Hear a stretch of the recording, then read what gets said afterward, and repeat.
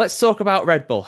We already covered this with an emergency show, a kind of breaking news show through the break. Obviously, you guys have been living under a rock, obviously, who have somehow not heard. Christian Horner has, of course, been, some say resigned, some say sacked, whatever. He's left Red Bull. They have got a new team principal in the form of Lauren Mekies, who, of course, was the team principal at Racing Bulls until very recently. Red Bull, quite literally, going into this weekend for the first time in a Formula One weekend without Christian Horner as their team principal. He was there since the start in 2005, 20 years ago. How are they going to get on this weekend, Ruby? Because it's very much a bit of chaos around the scenes again from this team.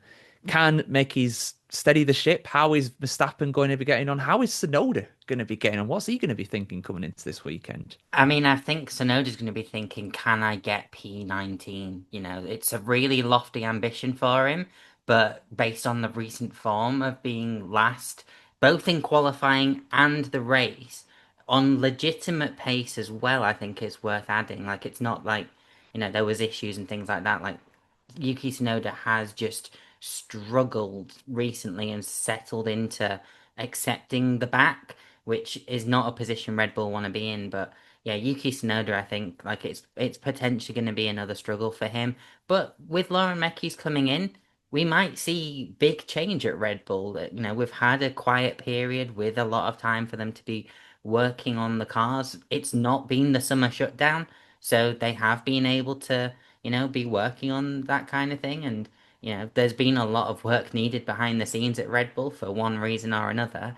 Max Verstappen, you can never write him out. Maybe they'll go for 0-0 wings like they did in Silverstone, but even with the threat of rain, they still did that in Silverstone.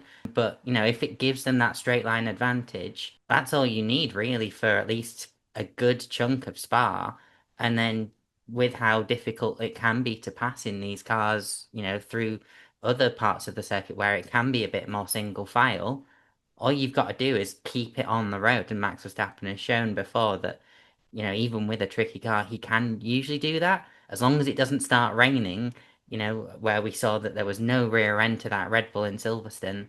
As long as it doesn't start raining, he should be okay. But, you can't write out Red Bull regardless of what's going on.